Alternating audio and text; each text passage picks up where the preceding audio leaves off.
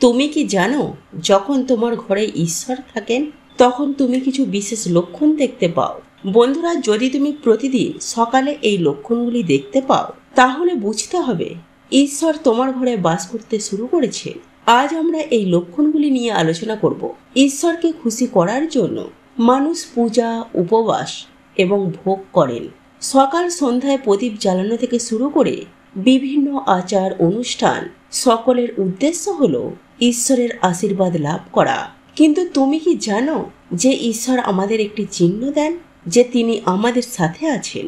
যখন তুমি নিয়মিত পূজা করো তখন অবশ্যই ঈশ্বর তোমার ঘরে থাকেন, তা প্রত্যক্ষ বা পরোক্ষভাবে হোক। অনেক সময় তুমি তার উপস্থিতি অনুভব করো, আবার কখনো কখনো তাকে দেখতেও পাও।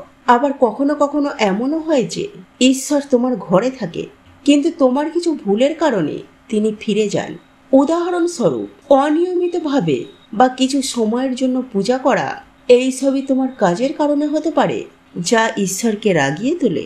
এমন কিছু কিছু লোক মনে করেন যে যারা প্রতিদিন পূজা করলেও তারা ঈশ্বরের উপস্থিতি অনুভব করে না, তবে এটি তাদের কর্মের ফলাফল। তাই আমাদের মনোযোগ দেওয়া উচিত। আমাদের মনে রাখা উচিত যে দেবতাকে খুশি রাখতে হলে আমাদের কাজ সঠিক ও নিয়মিত হওয়া উচিত।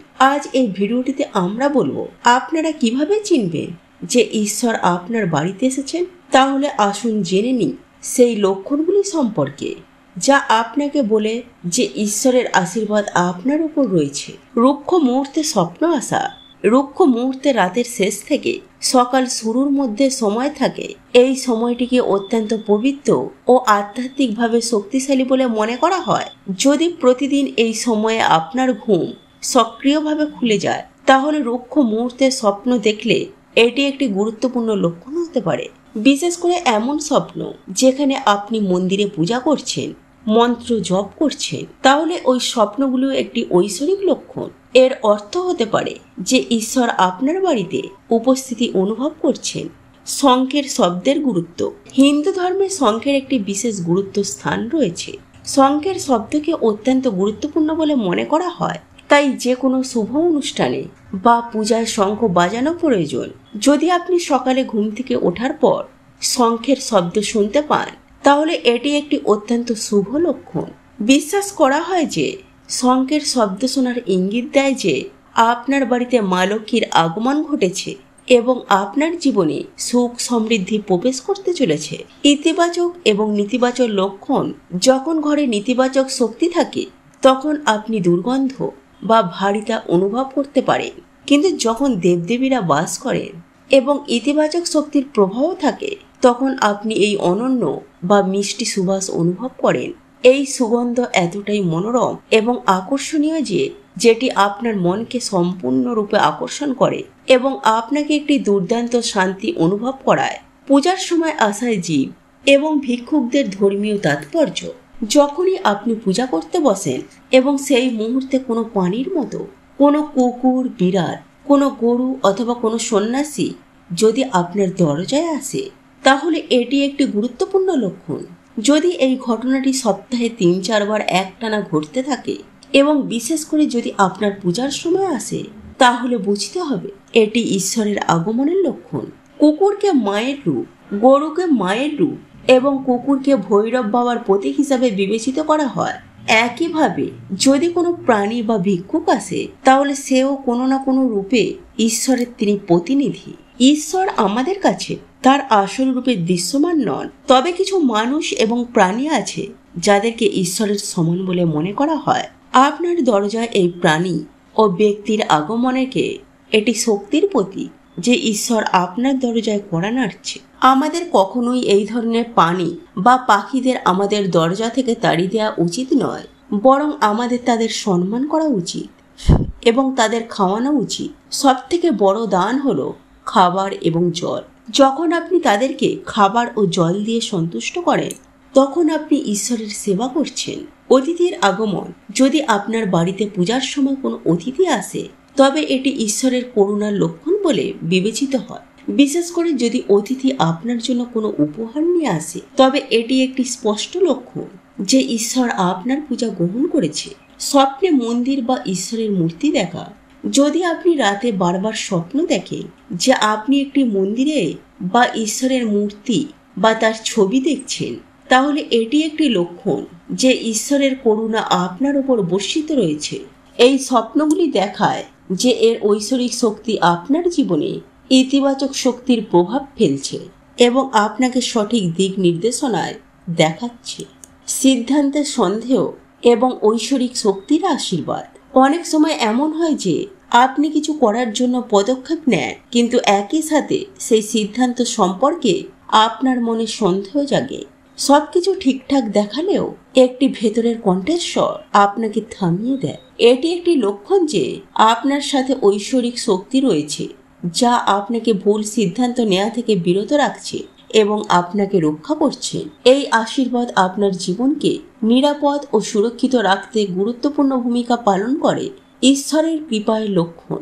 যাদের ঈশ্বরের প্রতি বিশেষ আশীর্বাদ আছে, তারা ধনী হোক বা দরিদ্র, তারা সর্বত্র সম্মান পায়। তাদের কঠোর পরিশ্রম কম হোক বা বেশি, সাফল্যই তাদের পা চুম্বন করে। এটি স্পষ্টত ঈশ্বরের কৃপার প্রতি যে তিনি তাদের সকল ধরনের সমস্যা ও অসুবিধা থেকে রক্ষা করেন। ঈশ্বর যাদের উপরে সন্তুষ্ট, তারা প্রতিটি জীবনের চ্যালেঞ্জে আত্মবিশ্বাসের সাথে অতিক্রম করতে পারে এবং তারা প্রতিটি পরিস্থিতিতে ক্ষমতায়িত বোধ করে। পেঁচা দেখা একটি অত্যন্ত শুভ লক্ষণ। হিন্দু ধর্মে পেঁচাকে একটি পবিত্র ও গুরুত্বপূর্ণ স্থান দেওয়া হয়েছে। এটাকে দেবী লক্ষ্মীর বাহন হিসাবে বিবেচনা করা হয়। এই কারণে পেঁচা দেখা অত্যন্ত শুভ লক্ষণ হিসেবে বিবেচিত করা হয়। যদি আপনি হঠাৎ কোথাও পেঁচা দেখতে পান, তাহলে এটি একটি লক্ষণ হিসাবে বিবেচিত হয় যে মা লক্ষ্মী শীঘ্রই আপনার বাড়িতে আসবেন। এই শুভ বার্তাটি আপনার জীবনের সুখ, শান্তি, সৌভাগ্যে আগমনের প্রতি। অতএব পেঁচা দেখা অত্যন্ত শুভ এবং শুভ ঘটনা হিসেবে বিবেচিত হয়।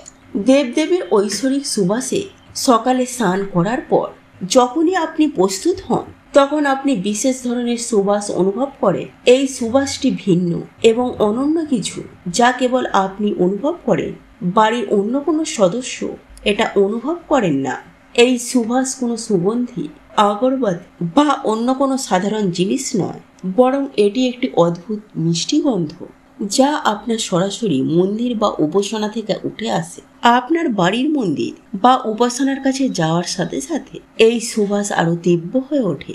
এই সুবাসটি যে কোনো সাধারণ সুগন্ধি থেকে সম্পূর্ণ আলাদা, কারণ এটি দেবদেবীর উপস্থিতির লক্ষণ। এর অর্থ হলো দেবতারা আপনার ঘরে বাস করেছে। খাদ্যাভ্যাসের পরিবর্তন। যখন লক্ষ্মী বাড়িতে প্রবেশ করেন, তখন সেখানকার মানুষের জীবনযাত্রা এবং খাদ্যাভ্যাসে ইতিবাচক পরিবর্তন আসতে শুরু করে। এই ধরনের মানুষের বাড়িতে খিদা কমে যায়। কম খাবার খেয়ে তারা তৃপ্তি বোধ করে। মা লক্ষ্মীর আশীর্বাদ পাওয়ার পর সেই বাড়ির লোকেরা নেশা জাতীয় দ্রব্য এবং আমিষ খাবার খাওয়া থেকে দূরে থাকতে শুরু করে। এটি একটি লক্ষণ যে ঘরে পবিত্রতা ও সাত্ত্বিকতা বাস করছে, যার ফলে জীবনে নতুন শক্তি ও সুখ শান্তি আসে। নীলকান্ত পাখি দেখা। যদি আপনি টানা 3 দিন ঘর থেকে বের হওয়ার সময় নীলকান্ত পাখি দেখতে পান, তাহলে এটি মহাদেবের কৃপার প্রতীক বলে মনে করা হয়। এটি একটি লক্ষণ যে ঈশ্বর আপনার প্রার্থনা শুনেছেন বা আপনার যে কোনো বড় ইচ্ছা পূর্ণ হতে চলেছে। সাদা গরুর শুভ লক্ষণ। যদি আপনার বাড়ির সামনে সাদা গরু ঘন ঘন আসতে শুরু করে অথবা কোন দিন তার বাছুরকে খাওয়াতে দেখা যায়, তাহলে এটি আপনার উপর দেবদেবীদের বিশেষ আশীর্বাদের লক্ষণ। এর অর্থ হলো আপনার পূজা এবং প্রার্থনা সফল হচ্ছে। পাখি বাসা তৈরি করছে। যদি কোনো পাখি আপনার বাড়ির প্রধান প্রবেশ পথে চারপাশে বাসা তৈরি করে, তাহলে এটি অত্যন্ত শুভ বলে বিবেচিত হয়। এটি প্রমাণ করে যে আপনার পূজা সফল হয়েছে। পাখি এবং তাদের বাচ্চাদের কখনো বিরক্ত করা উচিত নয়, বরং তাদের জন্য খাবার এবং জলের ব্যবস্থা করা উচিত। আবেগপূর্ণ পূজার লক্ষণ। যদি আপনি পূজা করার সময় এতটাই আবেগপ্রবণ হয়ে থাকেন যে আপনার চোখ থেকে জল ঝরতে থাকে, তাহলে এটি একটি স্পষ্ট লক্ষণ যে ঈশ্বর আপনার খুব শীঘ্রই আপনার প্রার্থনা পূরণ করতে চলেছে। প্রদীপের শিখা আরো উজ্জ্বল হয়ে উঠছে।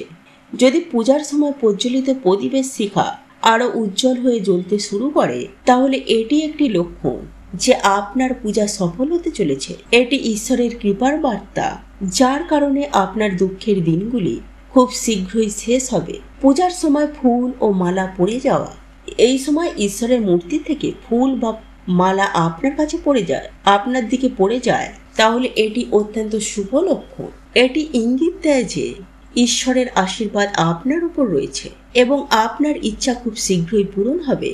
সুস্থ শরীর, যারা সুস্থ আছেন তাদের উপরে ঈশ্বরের বিশেষ আশীর্বাদ থাকে।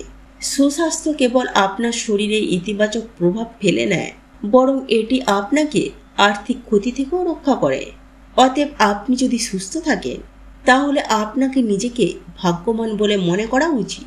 আপনার জীবনে যদি একজন যোগ্য জীবন সঙ্গী থাকে তবে এটিও ঈশ্বরের কৃপার ফল। একজন ভালো জীবন সঙ্গী আপনার জীবনকে সুখী করতে পারে, কিন্তু জীবন সঙ্গী যদি সহযোগিতা না করে তাহলে ঝগড়া এবং ঝামেলার মধ্যে জীবন কাটানো যায়।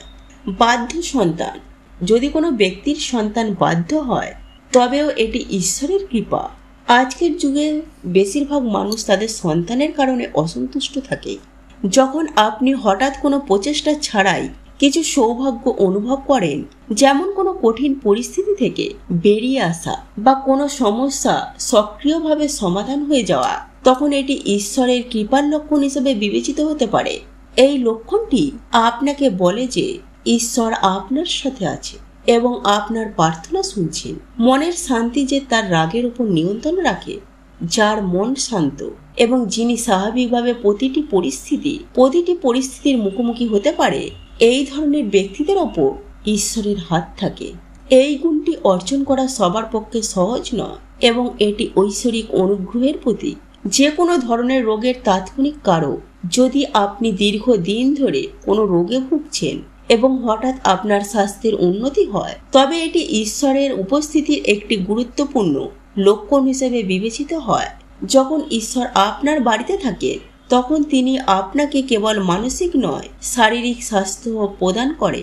নেতিবাচকতার অবসান এবং ইতিবাচক চিন্তা ভাবনার অনুপ্রেরণা। যখন আপনার জীবনে নেতিবাচকতা আসে, যেমন যদি কোনো সম্পর্কের ফাটল বা মানসিক চাপ হঠাৎ কোনো উপায়ে শেষ হয়ে যায়, তবে এটি ঈশ্বরের করুণার লক্ষণ হিসেবে বিবেচিত করা হয়। এছাড়াও যদি আপনি হতাশগ্রস্ত হন এবং হঠাৎ করে কোনো অনুপ্রেরণাদায়ক ব্যক্তির কাছ থেকে ইতিবাচক চিন্তা ভাবনা বা নির্দেশনা পান, তখন এটি ঈশ্বরের সক্রিয় উপস্থিতির প্রতীক। এটি তার অনুপ্রেরণা, যা আপনাকে এগিয়ে যেতে বা আপনার লক্ষ্যের দিকে কাজ করতে অনুপ্রাণিত করে। করুণা বা দয়ার অভিজ্ঞতা, যখন আপনি কাউকে দেখার পরে হঠাৎ করুণা বোধ করেন, অথবা তুমি যদি কাউকে সাহায্য করতে চাও, তাহলে এটাও ঈশ্বরের করুণার লক্ষণ হতে পারে।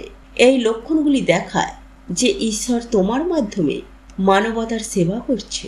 যখনই তুমি মন্দিরে যেতে চাও বা পূজা করার তীব্র ইচ্ছা প্রদর্শন করো, তখন মন্দির বা উপাসনালয়ের প্রতি আকৃষ্ট উপস্থিতি লক্ষণ হিসেবে বিবেচিত করা হয়। এই লক্ষণটি তোমাকে বলে যে ঈশ্বর তার দিকে আপনাকে ডাকছে এবং তোমার ভক্তিরও প্রয়োজন। বন্ধুরা, আমরা আশা করি ভিডিওটি তোমার ভালো লেগেছে। আমরা তোমার এবং তোমার পরিবারের সুস্বাস্থ্য, সুখ এবং সমৃদ্ধি কামনা করি।